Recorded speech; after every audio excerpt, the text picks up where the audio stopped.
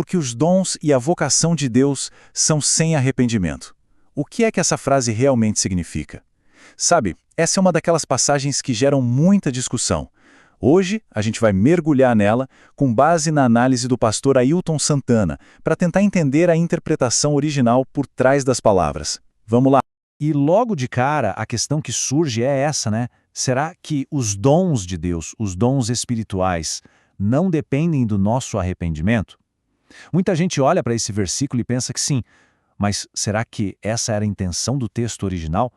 E está aqui, a frase no centro de toda a confusão. Parece simples, mas essas poucas palavras deram origem a debates bem intensos e a interpretações completamente diferentes. Vamos dar uma olhada na mais comum delas.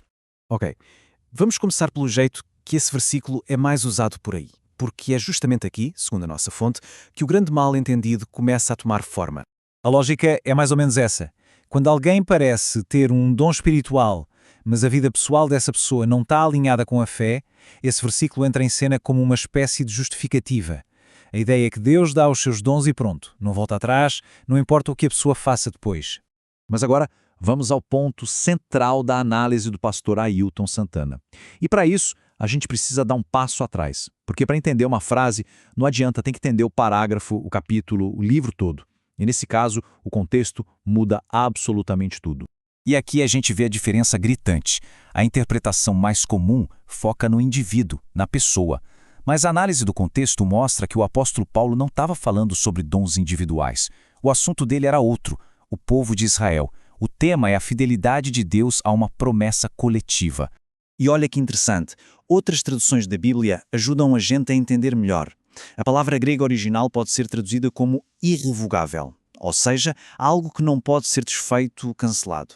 Então a frase não fala sobre o arrependimento humano, mas sim sobre Deus não se arrepender, no sentido de que ele não muda de ideia. As promessas dele são firmes. Certo. Então, se a promessa é irrevogável, a quem ela foi feita? Se não é sobre dons individuais, do que se trata exatamente? O próprio contexto do capítulo 11 de Romanos nos dá a resposta. De acordo com a nossa fonte, o que Paulo está dizendo é bem específico. As dádivas e o chamado que foram dados à nação de Israel, esses sim, são permanentes. Deus não vai se arrepender das promessas que fez a Abraão, Isaque e Jacó. O foco não é o dom de uma pessoa, mas a fidelidade de Deus a um povo. E aqui está a grande virada de chave. A gente tira a lupa de cima de uma pessoa e da sua habilidade e passa a olhar para o grande mapa das promessas de Deus para uma nação inteira ao longo da história. Então, a conclusão da análise é essa. Romanos 11:29 é uma afirmação poderosa sobre a fidelidade de Deus, sobre o seu caráter imutável em relação às alianças que ele fez. Não é de jeito nenhum uma licença para o pecado ou uma justificativa para dons espirituais sem arrependimento pessoal. E, para fechar, fica essa reflexão. Esse exemplo mostra de forma incrível como o contexto pode virar o significado de uma frase de cabeça para baixo. Fica a pergunta no ar.